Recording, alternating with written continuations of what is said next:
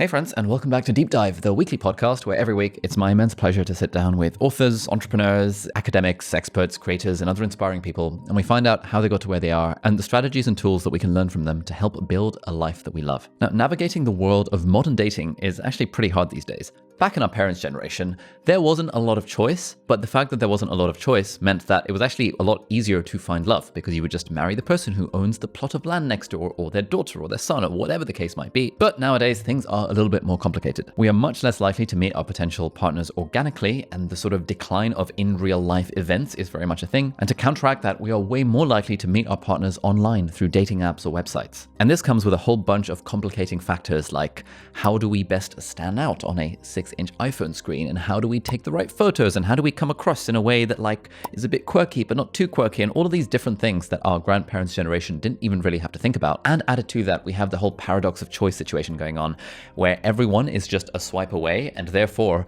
all of the stats around dating app usage show that basically the top 1 or 2% of people get like 90% of the swipes, and that leaves the rest of us feeling a bit sad that we're not getting any swipes on dating apps. And on top of that, we have this whole thing around comparisons. So apps like Instagram and TikTok and all that kind of stuff showcasing us lifestyles that we don't have, or encouraging the feeling of envy and jealousy and that feeling that we're not quite good enough. So we are going to be talking about all that in this episode of Deep Dive, where I had a very lovely chat with Matthew Hussey. Now, Matthew is a dating and relationships expert and coach, and over the last 10 plus years, he has helped millions of people find love and build and maintain strong relationships through his book, through his content, through his workshops. His YouTube channel has nearly 3 million subscribers, and his book, Get the Guy, is a New York Times bestseller. Now, Matthew's journey started out in public speaking. When he was a teenager, Matthew went to a Tony Robbins event in London, and he realized that the process of communicating to a live audience was something that he felt motivated and inspired to do. And then, as everyone does, he had a few bumps in the road. He tried to get a job at Dale Carnegie's office, and he got rejected, but he took the rejection on his chin, and he decided to try and become a public speaker. And then after doing a few public speaking gigs around London, he really ended up finding his niche in helping women navigate the world of dating. So he's a guy who gives dating advice for women, and his stuff broadly helps women become more confident and become better in their interactions and dealings with men, and hopefully helps build better relationships overall. Now, it's very understandable that you might be thinking, if you have not yet come across Matthew Hussey's work before, and especially if you're a woman, why should I as a woman be taking dating advice from a guy? And one thing I really like about Matthew is that he fully acknowledges that this is a thing. There are plenty of women out there giving dating advice for women, but there are not that many men giving dating advice for women. And so it's just really a different perspective from the side of the guy. And it's kind of a good way to bridge the communication and expectation gap between men and women. Anyway, in this episode, we're going to learn about, firstly, the 4 stages of attraction. Secondly, we're going to talk about mistakes that we make while dating. Thirdly, we're going to go over some practical dating advice. And fourthly, we're going to be talking about the secret to long-lasting desire. Now, one of the first things that Matthew and I talked about is how attraction works. Most of us tend to think of attraction as this magical thing that just happens. And you hear all these phrases like, I felt a spark, and we had great chemistry, and we just hit it off. That speaks to this almost mystical nature of what attraction really is. But if we actually break it down and look at the evidence that people have looked at around what actually builds attraction, then Matthew's going to talk about how it's actually split up into 4 distinct phases. I talk about there being a kind of a formula, and I don't mean this crudely. I just mean there are certain components to deep and lasting attraction. You have chemistry, perceived value, perceived challenge, and connection. The reason I like this model is because when you look at this, you can usually see, you can sort of self-diagnose where something may be going wrong. Chemistry is interesting because there's a certain intangible there and an unknown there, and we certainly can't control all of it, but we can control some of it. With the way that we look, how well we take care of ourselves, the way we move, importantly, is a big factor in chemistry, which is why you can sometimes see someone in photos and think they're really attractive, and then you meet them in real life and you kind of go, oh, weird. I don't feel the same way. It's also why you can get back from a date and say, oh my God, I just had this amazing date with this incredibly hot person. And if you show pictures of that person to your friends, they're like, okay, yeah, I guess, because you were there. Yeah. You were there. You saw how they move, how they smile, how they gesture, their micro expressions. So there's certainly things we can do to affect chemistry. And obviously you can create tension too, which is a big factor in chemistry. Then there's perceived value, and perceived value is all these things that we are and do that bring value to the table. It might be our personality, it might be the things that we're good at in life, it might be our life, the life that we've built. Can sometimes be our friends and family. You know, sometimes you meet someone's friends and family and you go, whoa, this is what a life this is to come into. They have an amazing group of people around them, so much love, so much. So there's a lot of ways for perceived value to manifest itself. Then there's perceived challenge. And the interesting thing about perceived value is it goes down regardless of how many things are in that category if there's no perceived challenge. And perceived challenge is not the kind of, I don't know, a typical way of thinking about it, I guess, would be like hard to get. Yeah. It's not, that's a cheap way to create challenge, because the problem with hard to get is you can't keep it up forever. The moment you are got, if your attraction was built around the getting, then you can't sustain it. But if the real beautiful, sustainable way to create challenge is for there to be, for your value to have a price. Okay, what do you mean? That your value doesn't come for free. Your value is something that has to be earned by someone showing up in the way you're prepared to show up, by someone being prepared to make the kind of sacrifices you're prepared to make for someone, by someone giving to you on a level that you're willing to give, respecting you on a level that you respect them. And also not giving someone too much credit too quickly. That's a big problem. When we come from a needy place, when we come from a place of insecurity, we start giving people credit they don't deserve yet. I just had the most amazing date with the most amazing person. Oh my God, they're incredible. Based on what? Based on on what basis? What information could you have possibly got on one date that enables you to say this? You have been seduced by a kind of charm, a charisma maybe, the fact that you did something really fun on the date, the fact that they made you laugh a lot, the fact that they told stories about their past that made them relatable or sympathetic or seem really authentic. All of that is great. I'm not saying be inherently suspicious. I'm saying you don't know. Yeah. You don't know. So on what basis are you giving them all of this value already? Based on projection and based on insecurity. This immediate putting them on a pedestal and putting yourself down here. And when someone smells that, they don't see an equal anymore. And that's what I mean when I say challenge. I don't mean artificially constructing games or hoops for people to jump through. I mean that the criteria you have for someone has to be real. Yeah. It has to be real. Like, it's you and I met today for the first time. Really enjoying our conversation. Hope you are too. Absolutely.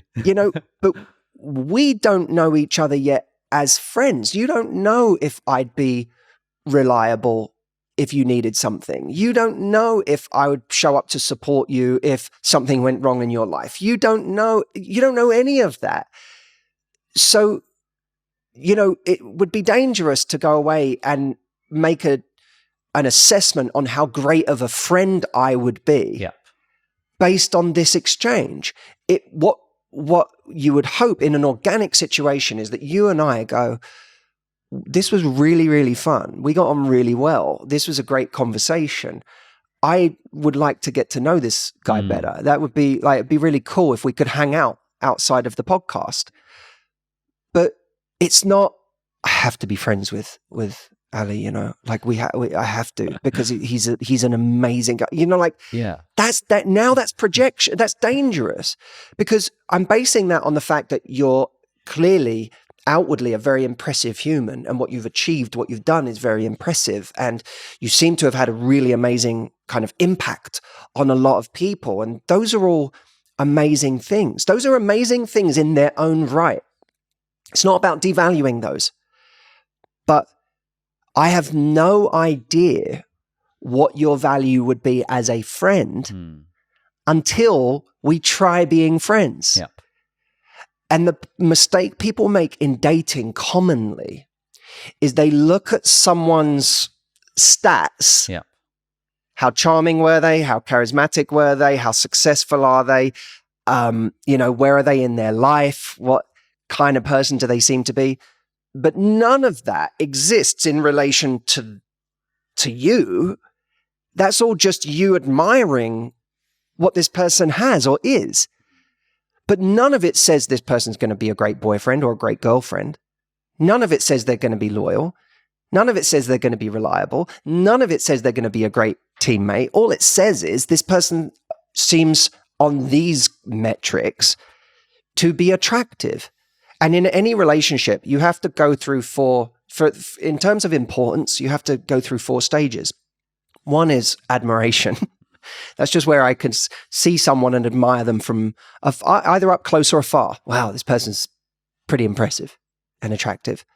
Not very important. In the stages, not important. Yep.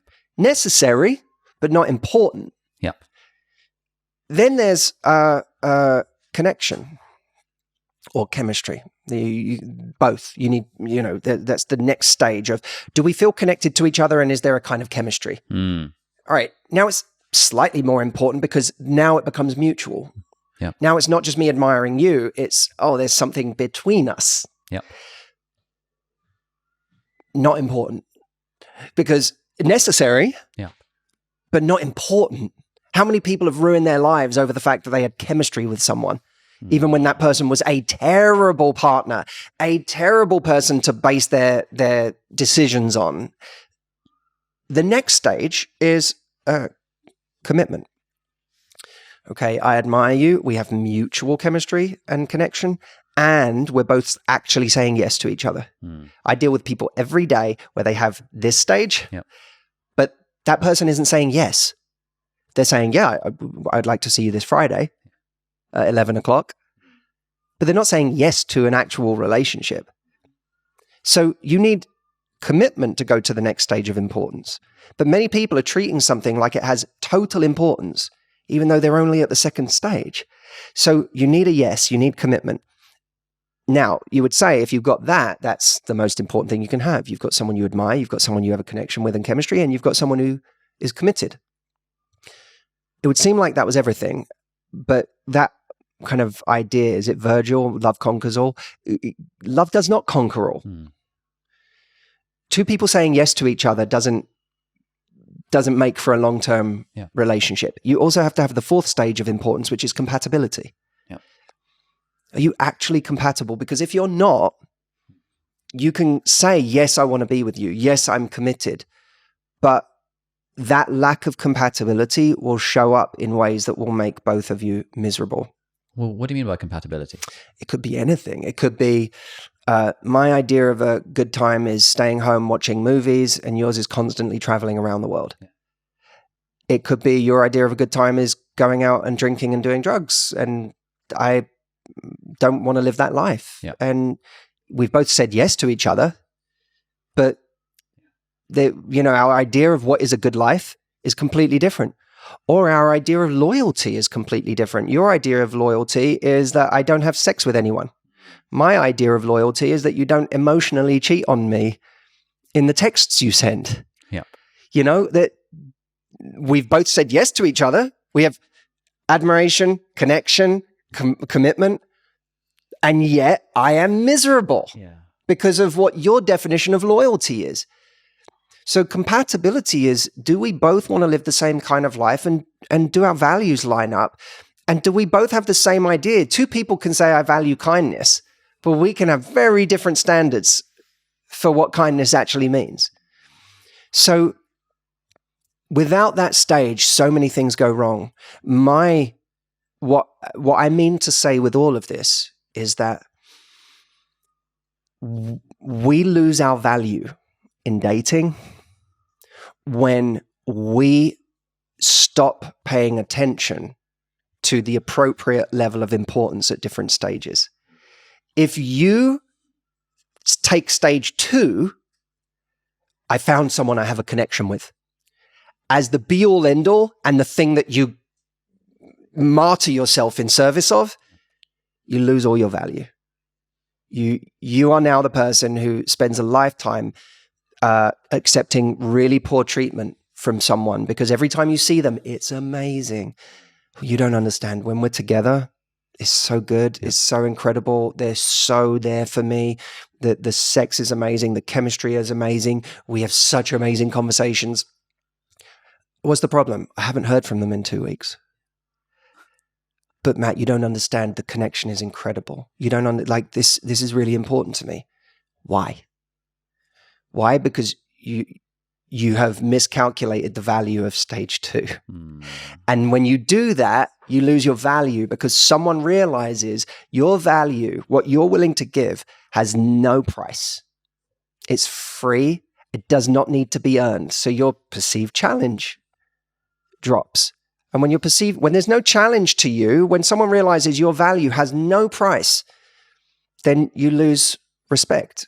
And you end up losing real value as a result, which is crazy. But I know it all sounds kind of heady, but this stuff is real. There'll be people listening to this, guaranteed, there'll be someone in the comments who says, "Oh, does it all need to be so difficult? Can't you just be yourself?" Yeah. And the answer is no. Because you may not be doing the things that make you confident or that show your real value. You shouldn't be someone you're not. But people define being themselves as holding on to all of the things that make them make bad decisions or that make them their trauma or the things that they haven't healed or the things that make them chase after someone who will ruin their life. That's not being yourself. That's not healing. That's not doing the things that are necessary for you to attract a much more quality version of connection and love in your life. So the reason that I've geeked out on all of this stuff is because the consequences of ignoring what I'm saying are a life of suffering. And I have watched it over and over again. I have watched women get to their 40s where they just gave up 10 years of their life to a guy that was never giving them what they wanted, was never on the same path as them, but they ignored it because they valued the connection so much, or they valued the chemistry so much, or both. And now their window for having children of their own has gone. And the grief that comes after that is profound. Okay, so we've talked about the 4 components of attraction. Let's now go into some of the mistakes that we make while dating. One thing I've often heard, and I don't know to what extent this is just a stereotype or if it's actually a thing. The trope of women saying something like, I know I want to marry Mr. Right, but I find myself attracted to Mr. Exciting. And I guess it's a situation that you've dealt with. I'm kind of guessing, but and I guess I wanted to lead from that into the question of to what extent is attraction a choice, and how much, like, if, for example, I find myself attracted to the sort of person who is not good for me in whatever that might look like, can I nudge my deep core into being attracted to, quote, the nice guy or the whatever, or is it like what's going on there? What a fantastic question. I think that to an extent we chase what we know. And sometimes being attracted to something other than what we know or historically have been attracted to is a matter of curiosity, of actually opening ourselves up to a different kind of person, to a different kind of situation, and exploring it for all it is. We tend to be we make up our minds quite quickly about things, even labeling someone a nice person. Elaine de Botton would say, they're not that nice. Nice is a kind of a mask. They could be as freaky as the freakiest person you've ever met when it comes down to it. This idea of labeling someone a nice person is, or labeling someone the bad boy. Why? What? Because they didn't call you for 3 days? That makes them a bad boy? But because they were a bit of a jerk to someone, like, to the bad boy? Like, what do you, What is that? What is that label? Do you think they're the bad boy all of the time? Like, you think they're that person 24 hours a day? Of course they're not. But based on this label you've given them, they're exciting. Based on this label you've given this person, they're boring. So I think that, yes, of course there is a sense of, there's a kind of reflexive attraction that we can have for people. But I think that's sometimes a lack of imagination and a lack of curiosity. If you took time to actually get to know somebody. I'm not saying you go on a date with someone where there's absolutely zero chemistry and you just keep hitting and hoping and going, oh, I'll see them again because maybe one day chemistry could come about. No, I don't believe that. But I always think if you feel like some kind of interesting tickle in a direction that you haven't felt it before, and you go, well, this isn't normally my type, or this isn't normally my person, or this isn't, I feel something, follow that. Give that chance, because that might actually lead you somewhere you've never been before, and where you've never been before might be the answer. I think that we prejudge a lot. We judge what we're supposed to have, what we think our friends and family would validate. Yeah. You know, oh, he's really good looking. Well done. Yeah. You know, and so you kind of start looking for that, even though you might find an attraction with this person that doesn't look like that. You feel validated by the fact that other people are giving you the social proof around that person. So you feel like you keep, and that's, by the way, it's how people get themselves in so much trouble. They show off their partner and they, oh my God, he's so tall, handsome and successful. Look at you. Good job. And they're miserable at home with this person. But every time they go out and hear, well, he's very impressive. And they go, oh, I should be grateful. This person's amazing. I should continue to be grateful, you know? So we have to be careful of the outside conditioning. Yep. And we also have to be careful. Dr. Ramani and people in her profession, psychologists would talk about the trauma bond that exists when we've been used to, you know, a parent that neglected us, or that was very hot and cold in our lives, and that becomes kind of what we know. And so we get attracted to that behavior in others. And we try and complete a journey that never felt finished when we were young. And so we also have to be very careful of what we're labeling attraction. Yep. Am I labeling this trauma and this heightened sense of anxiety that I have around you because you're fickle and you never make me feel secure? Am I labeling that excitement? Oh, I just, what is it I've got with this person? And the more they don't call me, the more I'm like, oh, there's something special about this one. Yeah. Why is it? Why are they getting more attractive the less they try? Yeah. What's going on here? You know, we have to really suspect those things in ourselves. And I think that another way of looking at attraction, and again, I'm not an advocate for don't care about chemistry. Care about chemistry. But if you start to look at all the things that would make an incredible partner and would make you feel secure and at peace. And if you start valuing kind of a real sense of deep peace over the kind of drug-fueled high, then you are going to start looking at people a little differently, because you're not going to over-index for chemistry.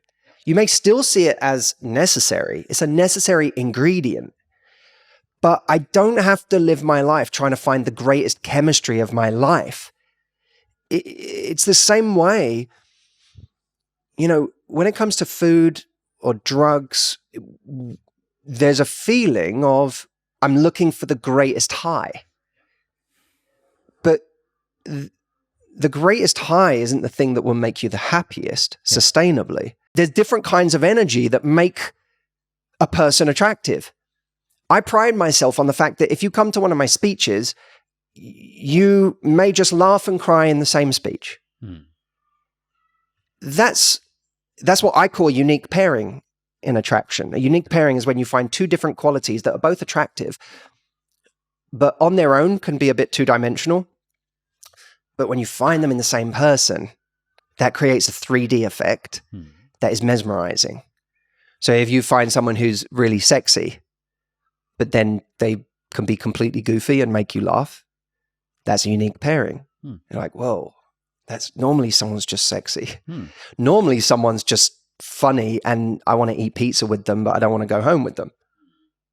Now I find someone that is super sexy, and then after the fact, I want to spend all day with them laughing. Well, we might just have a relationship. You know, that's a unique pairing. And I think that a lot of people have forgotten that. They've become addicted to a certain way of being that has worked for them. Yeah. If it's being like hard-headed in business, that's worked for them. But the problem is and usually it starts young, right? What we get validated for, we keep doing. If you're funny, you keep being funny. If you're successful, you keep acquiring more success. If people like you for your looks, then you double down on that. We all have those things that we got validated for early on, and our validations become our mutations. They become the things that we keep doubling down on, and we become less and less diversified in our energy, our personality. You can't be one great song. You have to be an album. Like everyone has to be an album. Some albums have sad songs, they have happy songs, they have up-tempo songs, they have slower songs. You got to be able to be all of those things. And everyone should ask themselves, men and women alike, am I being an album, or am I being this one great hit and hoping that someone sticks around? I had a relationship with someone years ago in my early 20s it was just as I was approaching my 20s. And I remember asking this person months after the relationship ended, I was like, why did you not want to be in it anymore? And she said, honestly, I said, yes, I guess. She said, it got boring. She said, you were so ambitious, and that was really, really attractive at first, but then it was all you were. It was like it was all you could talk about. It was all we did was you just talk about work and whatever. It was never anything else. And that was a very important lesson for me in my life, because I realized that one side of a unique pairing can actually, Christopher Hitchens once said that the key in relationships is not allowing your advantages to negate themselves. Oh, nice. And in his case, what he was talking about is he was obviously a formidable debater on the stage, and he did it for a living. But when he was at home, he said when he was in an argument with his wife, the guy on stage would come out and really think about how to win this argument. And even after the fact, he would go away and like work on his case and come back and be like, all right, I've got the death blow to your argument. And he realized there was no points for that in his relationship. This was the mother of his children. He was not trying to win a debate on a stage. Your advantages can negate themselves. It's worth everyone asking, what are the strengths I've been riding on? And where have they become my greatest weaknesses? Okay, so those were some of the mistakes that we've made. Let's now talk about some dating advice. And you know how we talked about earlier that in our grandparents' generation, there were a lot fewer issues to navigate. There were still issues to navigate when it came to dating and relationships and marriage, but they were different issues to what we have today. And so this is Matthew discussing some of the dating advice that applies to the modern day. I read a book, a very well-known book for women at the time. Which one? It was called The Rules. Oh, yeah, I read that a couple of years ago. It's super interesting. Very interesting. And I don't, at the time, there was something in there that I read and I went, that's not true for me. You know, there was a particular sentence or a chapter, I can't remember, but it basically said, if a guy isn't coming over to you, then he's not interested. They'll forgive me if I've misphrased that, but that was the kind of tone of it. And I remember thinking, everything about my life has said that the opposite is true. Yeah. The more interested I am. Yeah, the less likely you are to. Yeah, 100%. Exactly. I remember reading that kind of stuff and thinking, oh, this is I just specifically thought, not wow, this is, I literally have spent my life doing the opposite of that.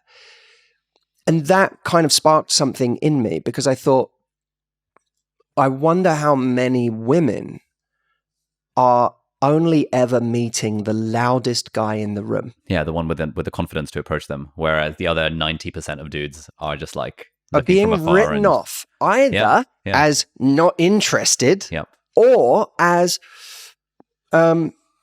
cowards. Yeah. You know, if you don't, and I would hear women say stuff like that when if you don't have the kind of stones to approach me, then I don't want to know you. I don't know if I want you anyway.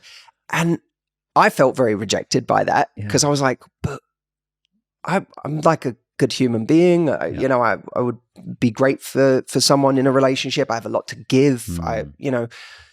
And the idea that I would be measured simply on that moment that I decided not to go and interrupt someone's conversation and sort of say, hey, based on nothing at all, really, other than the fact that I think you're pretty, I'd like to get to know you, which is a problem for men from the outset, is you don't want to be superficial. You want to form a connection that says, hey, I'm not just some creep. I'm not just objectifying people. I actually want to get to know you.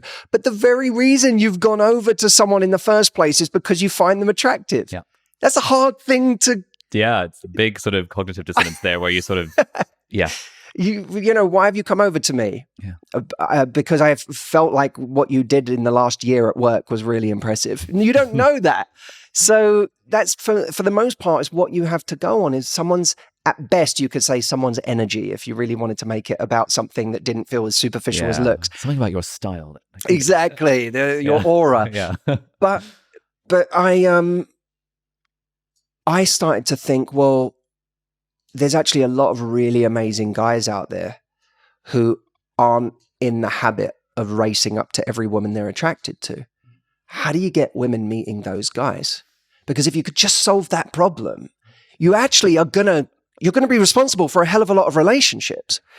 And this was pre-dating apps. Yeah. So dating apps solved some of that problem because it gave people an opportunity to approach whoever they liked from the safety of a screen, which we know has its problems too, because you could do now all sorts of things from the safety of being behind a screen. But before dating apps, I figured, well, if I can get women to be able to approach a guy that they wouldn't normally meet because he's kind of hanging back and just, doing his thing, and he's not the kind of guy that's running up to everyone all the time, that will have been to some effect. Yeah. And so I started talking about this idea of the handkerchief, and I kind of became known. I've seen some videos of you talking about the handkerchief. And what is the handkerchief for people who are not familiar? It's a metaphor that I started speaking about very, very early on, where it was my way of saying to women, you don't have to tell yourself this story that if you approach someone, you're somehow going against your nature or the way things are supposed to be, if that's even true. But a lot of women have been conditioned to believe that the guy is supposed to make the move. And I would say, well, if you think that's old-fashioned, you don't know what old-fashioned really is. 100 years ago, a woman might walk past a guy, find him attractive, and inadvertently drop her handkerchief in front of him. He would see it, pick it up, and think this is an extraordinary opportunity to be a man. Yeah. And he'd take it over to her and he'd say, "Madam, you dropped this." And she would say, "Did I?" And they would now have a conversation. He may have felt he was being the proactive one by, I'm going to pick up this handkerchief and walk it back over to her. What a great opportunity to make a move. But she had initiated that move. She was the one who made the move. She just made him feel like he was the one making the move. And there seemed to be something very interesting in that to me, that, okay, regardless of whether you think women can or can't make the move, of course they can. But it almost, what I was getting at is, it doesn't matter what you believe. If I can give you a way to be proactive that kind of feels like it's a bit under the radar, then I'm going to get even people who feel like it's not my job to make the move. I'm even going to get them being proactive in ways they haven't before. So I started translating the idea of the handkerchief into practical things that women could do. And the results were really stunning because women suddenly felt like they had choice that they never had before. They were able to get dates and exchange numbers with people and create activity in their love life. And they hadn't been doing that for some people for years. They had never had much opportunity in their love lives. And all of a sudden, not only were they being proactive and creating opportunity, but they were doing it with people they were attracted to. They were choosing instead of being chosen, which was very cool. So what are the modern day handkerchiefs? Just on that topic. So there was a book that talked about the idea that likability was affected by our ability to do someone a favor. Now, what the study showed was not the obvious that if we do someone a favor, they'll like us more. Is that if we do someone a favor, we like them more. Oh, as long as the favor's not onerous, it can't be something difficult. But if we're able to do a small act, a small favor for somebody, we actually like them more. And I started looking at that in the context of the handkerchief. And I thought that sort of feels like it applies there, especially it almost feels more potent in the direction of man to woman, because a lot of guys have this sort of, I want to be needed. I want to feel like I'm able to do something for a woman. I want to feel necessary, which is a big problem right now in dating because men are feeling less and less necessary. And everyone's trying to figure out their place right now in the world, which is, I find really fascinating. The kind of rules are being rewritten. But what I saw is with the handkerchief is, a guy has an opportunity to kind of perform a small favor, which is giving the handkerchief back. So then I said, well, what's an equivalent of them? There's all sorts of little ways you can ask for a favor. You could say, excuse me, would you just watch my jacket for a second while I use the restroom, which could be done in a coffee shop in the daytime. I just need to use the restroom. Will you watch my jacket for a second? Or, I always like the start of the phrase being, could I get your help with something? Or I could really use your help with something. Could you watch my jacket for a second while I go to the bathroom? Do you know anywhere good around here for X? What did you order? That looks really good. These are all very small things, but they give someone the opportunity to do a small act of service for us. What I also like about it is it breaks the ice in a way that doesn't feel like breaking the ice. So when you come back from the bathroom and you say, thanks so much for watching my jacket. If you then say, how's your day going anyway? Or, it looks like that book looks really interesting or whatever. You feel like you're already starting at 30 miles an hour. Yeah. Versus if you were just there and you turned to someone and went, how's your day going? Yeah. That's a bit weird. Now, you can do it, but it's a lot of people feel like they need that like 30 miles an hour to get going. So that became my version for people of dropping the handkerchief, is ask a very small and easy favor of someone and then allow that to be the bridge to an actual conversation. Nice. Yeah, that I guess is somewhat similar to the whole indirect openers that guys will often use around like, hey, can you tell me where the nearest coffee shop is or something like that? I'm new here. Like, where are you from? It's just a way of prompting a conversation in a way that's not something like, hi, I thought you were pretty and I wanted to talk to you, 100%. Which takes a large amount of almost too much confidence for most guys. Yes, and there's how they can make someone else feel awkward, and there's all sorts of things. I think for anyone out there, man or woman, one of the things, if this is the kind of content you're interested in, that I have found most helpful in my life, is something I call two-hit theory, which is the idea that when you go out into any environment, you have to be someone who's easy to talk to. Focusing on approachability is as important as focusing on how to approach. And what a lot of us do is we go into an environment, we wait until we see someone that we're attracted to, and then we obsess over what the hell we would say if we tried to talk to that person. And now we spend the whole time that we're there, becoming more and more nervous as the stakes get higher and higher. Yeah. And we start to imagine how wonderful this person is that we think is attractive, and how lucky the person is that gets them, and all the qualities about them that we would admire if we got to know them. They become this projection that is so removed from what we actually know about them right now, which is we just saw an attractive person. That's it. Two-hit theory is when you go into a room, the first hit, as it were, is small interactions with people. It might literally be like, that looks really good, because someone ordered a plate of food and you're like, that looks great. That's a hit. That's an interaction. It might be walking up to the bar or the counter and someone's next to you and you're like, hey, how's it going? Like a moment. You don't remove the intention. There's no intention. It doesn't need to go anywhere. It doesn't need to be a conversation. Nothing. Just a moment. And you do that with more people than you normally would. You have these little hits. Now, what to me is really, really powerful about this is such an understated thing. But what's really powerful about it is most people, when they go to any environment, they're either alone or they're with one or two friends. Yeah. Outside of those one or two friends, who's the person they're most likely to talk to at some point during the evening, at some point during that event? They're going to talk to the most approachable person. They're going to talk to the person they've already had some small interaction with that became a kind of green light for a natural or organic exchange. Yep.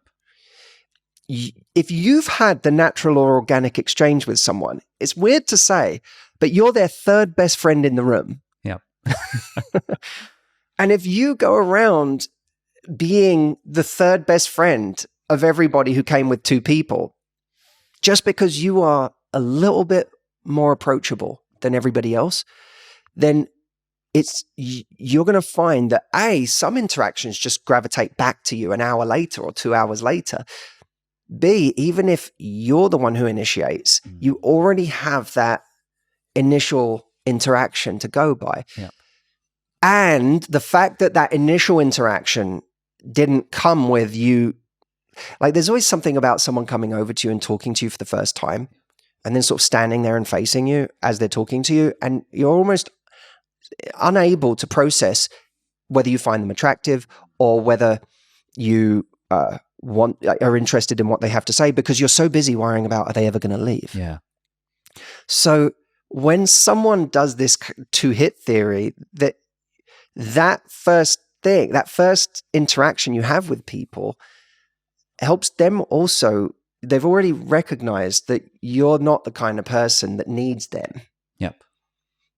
You left the first time. So now when you speak to someone, the stakes feel much lower for someone. There's like safety as well. Like you don't feel as if, they're just not going to leave. They're just going to. Oh God, what's this now? It's like getting on. You know what it's like. You know when you get on a plane and the person next to you starts talking to you. Mm. Now, maybe you're in a sociable mood and that's awesome. Or maybe, like me, you sort of have a whole bunch of things that you're kind of excited to do on that plane. Yeah. One of them being nothing. Yeah. And there's a part of you, and it's not the best part of you, but there's a part of you that instantly goes, oh no, am I next to a talker? Is this now going to be my flight? When someone says something for 30 seconds and then says, well, it's nice to meet you, and then goes back to their book, you go, oh, yeah. Okay. And then it's almost like you wouldn't mind if you ended up talking to them more, because you go, oh, this person's chill. They've got their own thing going on. I liken it to that. And too often when we're in the mode of I want to get something, we forget to communicate to other people that we don't actually need them. So at this point, we've spoken about attraction, we've spoken about the mistakes that we make in dating, we've spoken about some tips for navigating the dating market in the modern era, and we ended the conversation by talking about long-term relationships. A couple of questions about long-term relationships. So, honeymoon phase. What's the deal with that?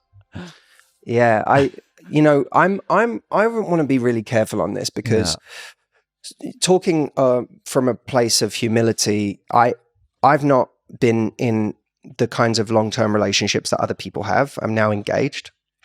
I'm incredibly happy and excited about the future.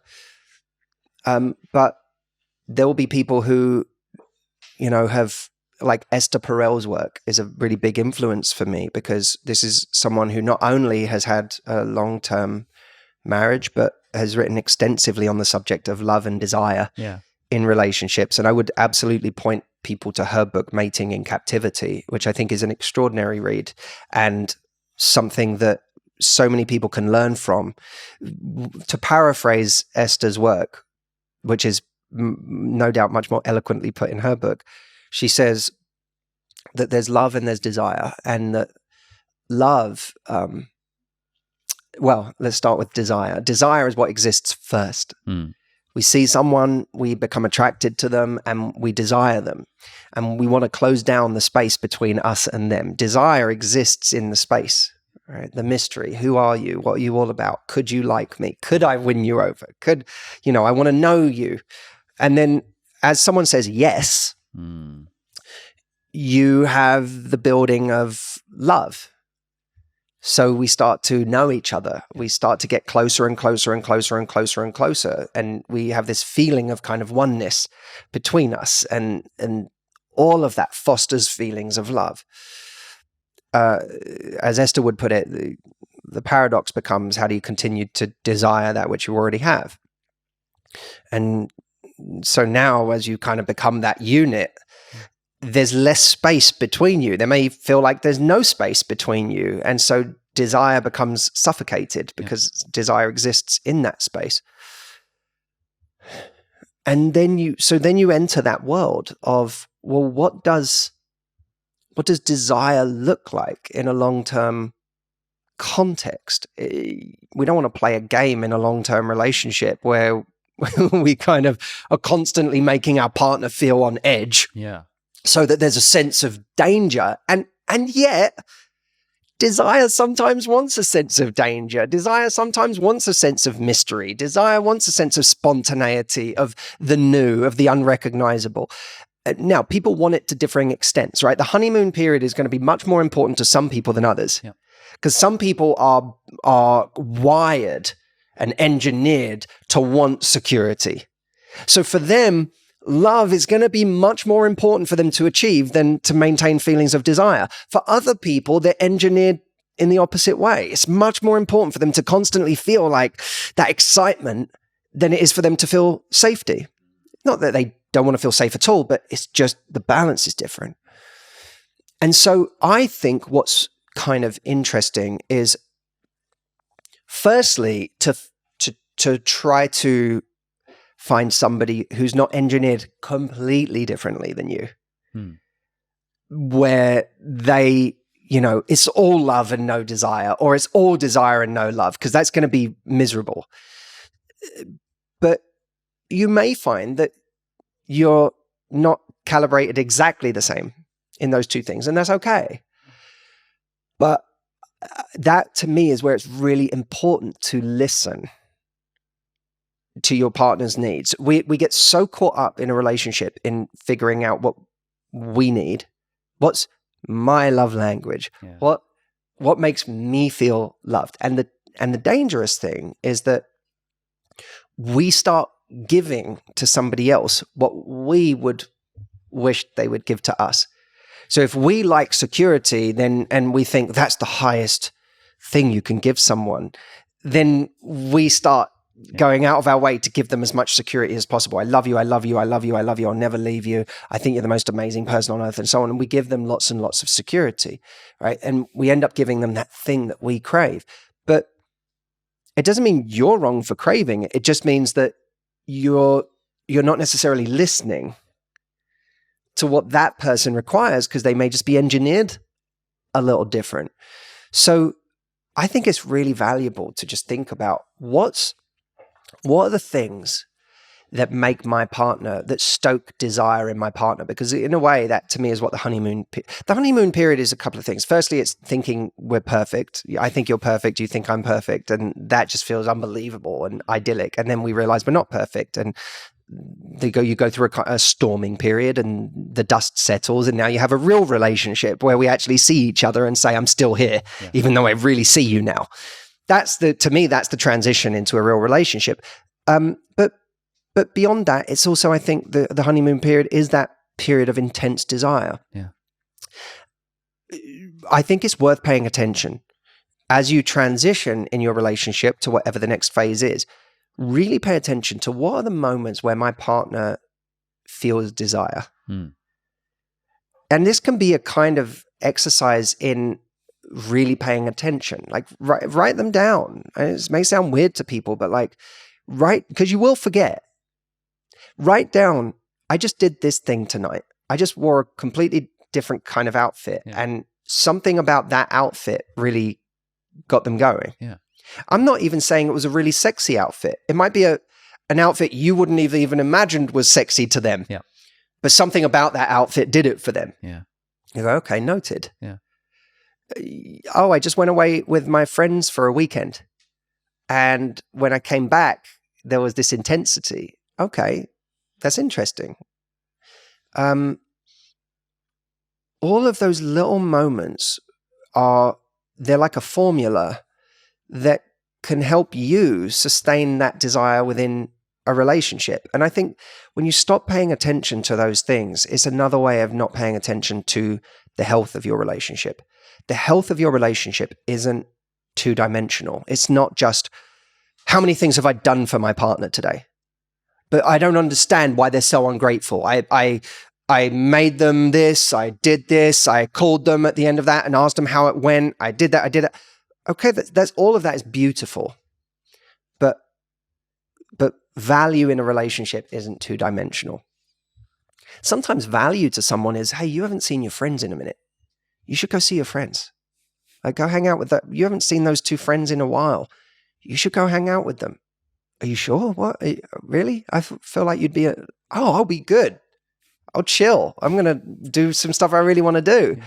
But you should go do that. That's another form of value. If you crave security, that might be unnatural to you because you might be like, I don't want them to go out with their friends and leave me for a night. Yeah. But that might be the very thing that makes them go, whoa, yeah. I've never had anyone do that before. I've never had anyone encourage me to go and have time with people I care about. They're always sort of jealously guarding my presence and my time. So that's another form of value. That to me is like real mastery in relationships, is going beyond what is comfortable to give, beyond what feels normal for you to give, and really listening to what makes them feel a certain way, whether it's love or desire, what stokes that in that person. Let me pay attention so that I can replicate that in the future. So I hope you enjoyed that conversation with Matthew Hussey. I think main thing to say is, A, I love the conversation. I hope you did as well. And secondly, we're not born knowing how to create love and create long-lasting relationships. It is definitely a skill, and it's a skill that we can absolutely develop over time. And given the importance of relationships in our lives, it's probably a thing we don't want to leave to complete chance and to pure accident. And I hope this interview with Matthew helped you think about dating or relationships or attraction in maybe a slightly different way than you did before. And I hope you gained something from it. And if you're interested in checking out Matthew's stuff, that will be linked in the video description or in the show notes, wherever you happen to be watching this. So thank you so much for watching, and I'll see you hopefully in the next episode. Bye-bye.